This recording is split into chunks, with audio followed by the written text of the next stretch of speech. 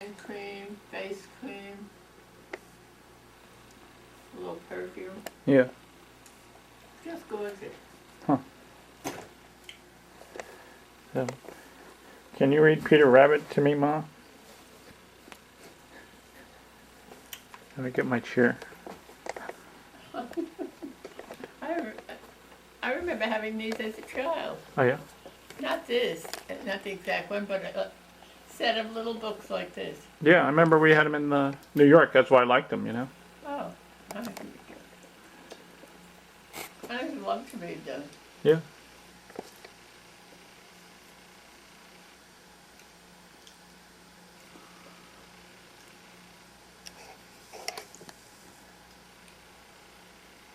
Benjamin Bunny, Flopsy Bunnies.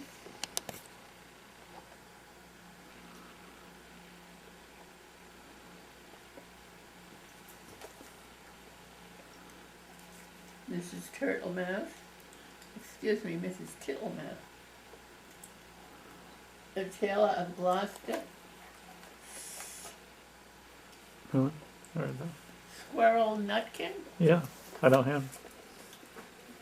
Peter Rabbit. Yeah, Peter. Tom. Kitten. And Nuts. Yeah, they're great. The illustrations are what make them. Huh? The illustrations are what really make it. You know, they're like good watercolors. But just read the book. Just a minute. I have to read the name to everybody. That's Tiggy Winkle. Two Bad Mice.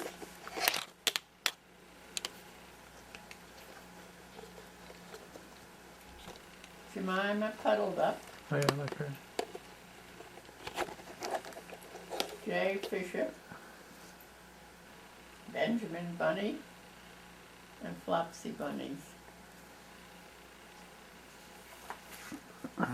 Tale of Peter Rabbit by Beatrix. And you have to look up into. Huh? You have to look at me once in a while, like you're telling me this story. You know. Well, wait till I find out when it was written.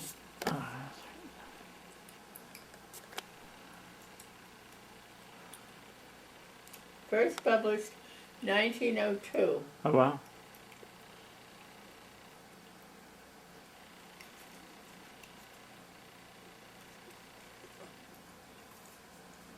Once upon a time, You want to have the gum in your mouth, or does that matter? well, it's just going to transfer it. Oh. Once upon a time, there were 4 little rabbits, and their names were Flopsy, Mopsy, Cottontail, and Peter. They lived with their mother in a sandbank underneath the root of a big, very big fir tree. Now, my dears, said old Mrs. Rabbit, one morning you may go into the fields or down the lane, but don't go into Mr. McGregor's garden.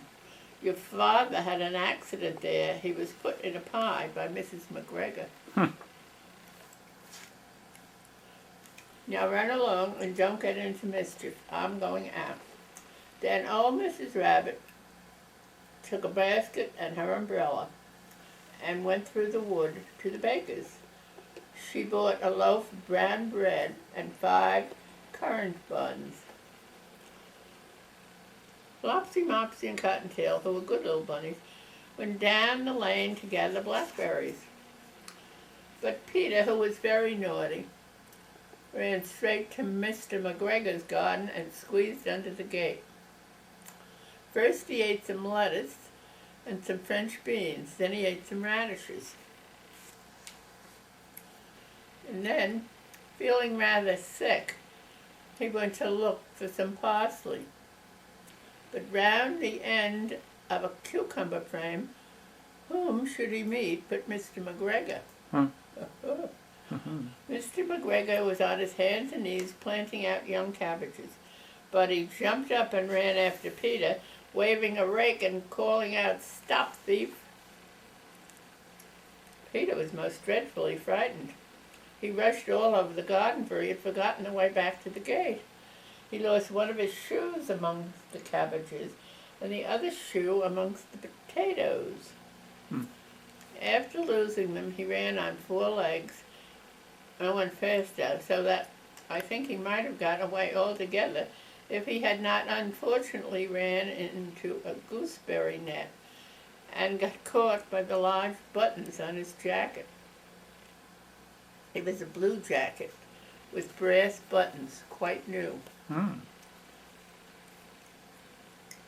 Peter gave himself up for lost and shed big tears, but his sobs were overheard by some friendly sparrows who flew to him in great excitement and implored him to exert himself.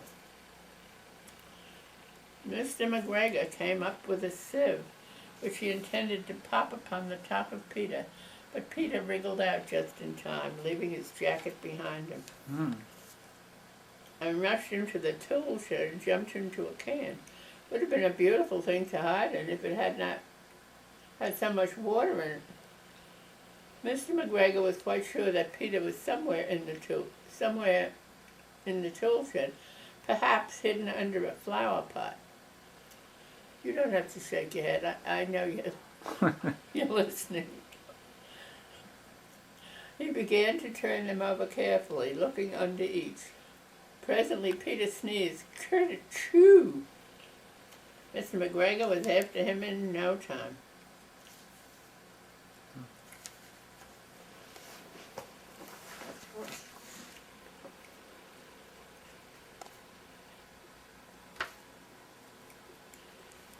And tried to put his foot upon Peter, who jumped out a window, upsetting 3 plants.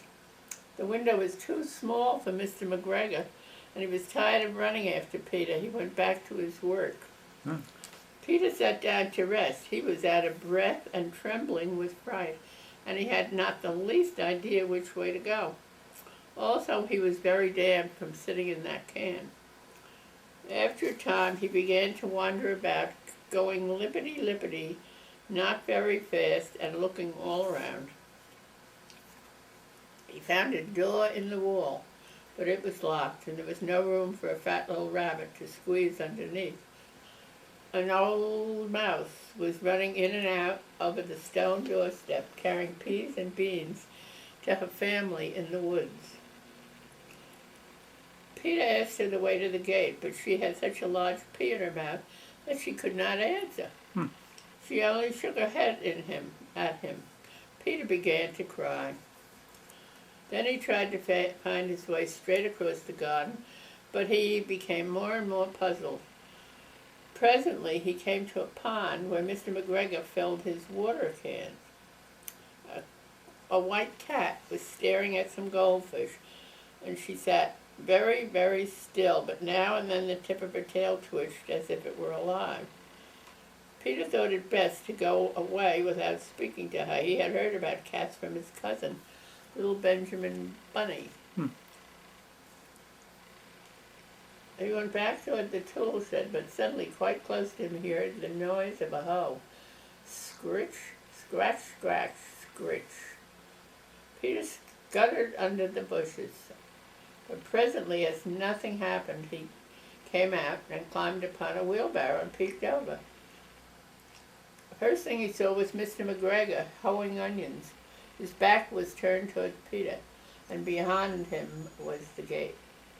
Peter got down very quietly off the wheelbarrow and started running as fast as he could go along a straight walk behind some black currant bushes.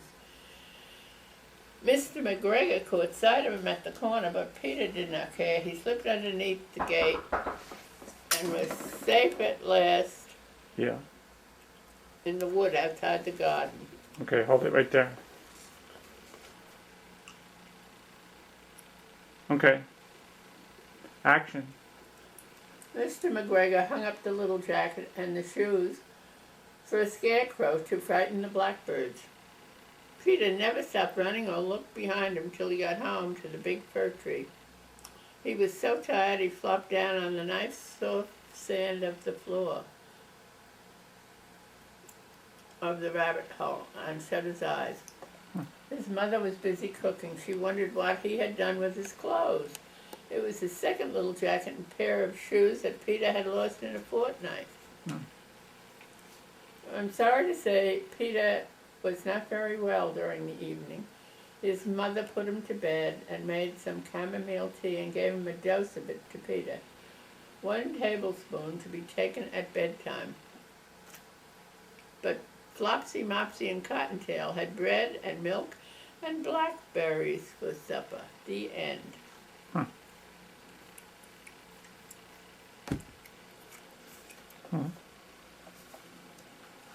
That's nice. You want to read Huh?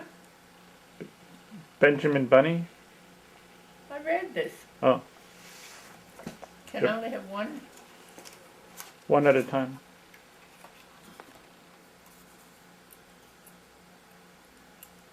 Oh, See that's what Ginny gave me? wow. I said, did you see what Ginny gave me? Yeah, I said wow. Huh? Yeah, I said wow.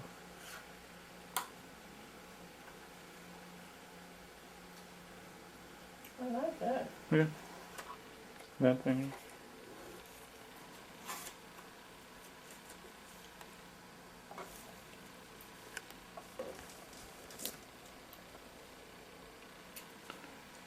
Rabbit.